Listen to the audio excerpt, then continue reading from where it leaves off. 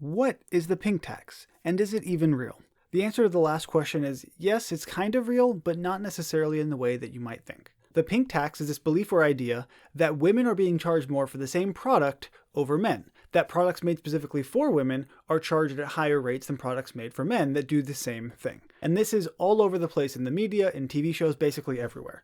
But what's the validity here? I'm going to be using this 2015 study that they did in New York City called From Cradle to Cane: The Cost of Being a Female Consumer. So let's look at some of the reasons and some of the examples they give specifically in this study. One thing I hear talked about a lot are scooters and bikes. So let's start with scooters.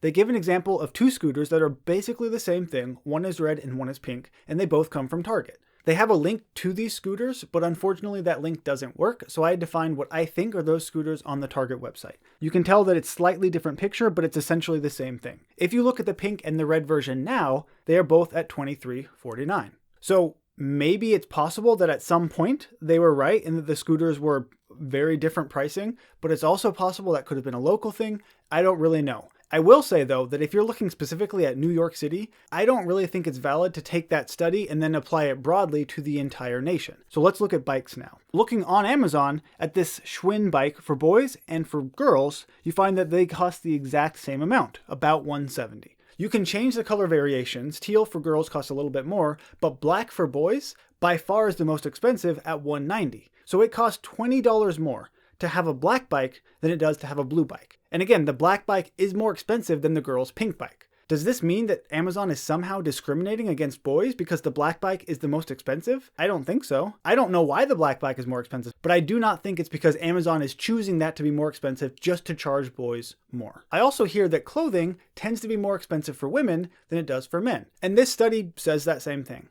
But they also bring up a couple of possible reasons why that might be the case.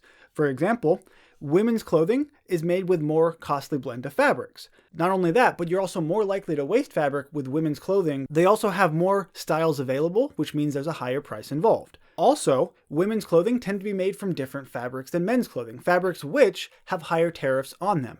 And the reason they have higher tariffs is not because Congress is discriminating against women. These tariffs are determined based on how much is imported. Since women are buying these clothes more, apparently, the tariffs cost more. It's a supply and demand thing. So all of these things go together and could explain why maybe women's clothing can cost more than men's clothing. This study goes through a few different areas, but the one that I think it highlights the most are personal care products. And that's because they have the largest discrepancy and they're the most frequently bought. Just looking at this chart, you see that women pay more 56% of the time when it comes to personal care products compared to men. When I say personal care products, I'm talking about things like shampoo and conditioner, razors, body wash, deodorant, soap, all of those types of things. We'll get to tampons and feminine hygiene products a little bit later, so let's exclude that for now. The argument basically goes that these products are virtually the same thing for men and for women, but when they're catered towards women, they cost more, essentially. Many articles and people bring up the example of razors. So let's look at razors. As a matter of fact, this article is highlighting the fact that women's razors cost more than men's razors. And presumably, they're the same thing, so they shouldn't cost more, right? Well, no, that's not accurate. Here are just a few of the many differences. Men's razors tend to have blades that are angled more so they can work better on the contours of the face. Women's razors have more lubrication because they have to cover a larger surface area. The contour of the handle is different so that you can use it easier. There are a number of differences between the razors. So let's not claim that the razors are the exact same thing because they're not. With all of that out of the way, maybe you think that sure, there are slight differences, but there shouldn't be that much of a cost difference between these products. Not just razors, but deodorant, body wash, and all of those things. If that's what you feel, that's fine. No one is forcing you to buy razors made for women, or deodorant, or body wash, or shampoo, or any of that made for women. If you think it's more expensive than it needs to be, you can just buy the men's version. It does virtually the same thing. It's not the end of the world. So if you don't want to pay the extra cost, if you don't think the benefit is worth paying more money, then you don't have to buy that. And these are the products that are brought up the most when talking about the pink tax, and it's the most easily debunked. Yes, clothing is made for men and women, and there is an inherent difference between them. You can wear women's clothing if you're a man, but let's not go there. But it's very easy to use a personal care product like these, whether it's made for a man or a woman. On occasion, when I've run out of deodorant, I've used my wife's deodorant. And guess what? There wasn't that big of a difference. But what about the products that women can't just choose to buy the men's version of? Specifically when we're looking at feminine hygiene products like tampons and pads and things like that. This article from Huffington Post calculated the average cost of a period throughout a woman's lifetime. What they found, if you include anything that might be related to a period, which also includes birth control, which I'll talk about in a little bit, you get $18,000. $18,000 it costs to be a woman to go through your period. And yeah, that's a lot of money. It's money that a man does not have to spend because they don't have periods. So once again, you come to this point and maybe you think that, yeah, this is it. Women are charged more than men and there is a pink tax. There are other areas where men are charged more than women. Don't believe me? What about insurance? According to coverhound.com, men spend about $15,000 more on car insurance than women do throughout their lifetimes. $15,000, that's a pretty significant difference. Furthermore, because men are deemed more risky than women, they also have to pay more in life insurance than women do. Even though women live about 5 years longer than men, throughout the course of their lives, men still pay more for life insurance. Doing a very basic calculation, I found that men spend about $5,000 more on life insurance than women do.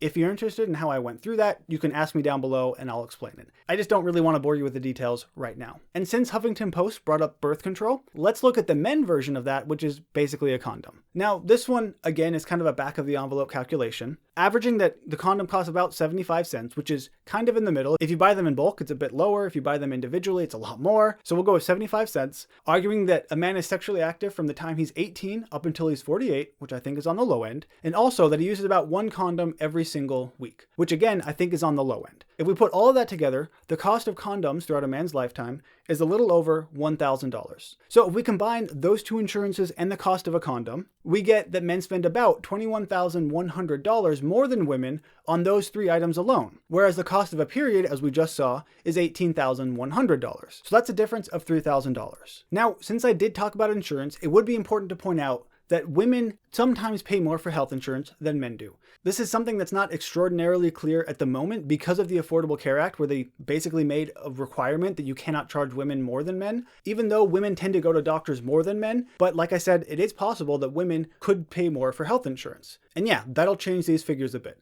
But the point of this video is to say that yes, some instances a woman may be charged more. But in other instances, a man can be charged more. For example, did you know that men pay more for manicures than women do? It's a thing. On average, they pay $5 more than women do. And yes, men don't get manicures as often, but that's still a charge for being a man. They also pay more at nightclubs, which I don't really think is important, but it's a thing that people bring up. On the other hand, women tend to pay more for haircuts than men do, which if the haircut takes longer, if there's more styling involved, that makes sense. But if there's not, then that really shouldn't be a thing. Again, my point is, there are lots of costs and lots of differences here. You cannot just look at some things, say that women are paying more, and then conclude there is a pink tax and that the patriarchy is trying to charge women and take all of their money. Because there are plenty of instances, as we just saw, where men also pay more than women. And once again, if you are a woman and you think the pink tax is a thing, you don't like being charged more for buying similar products, you don't have to buy the pink or feminine versions of those products. If the man's version is cheaper,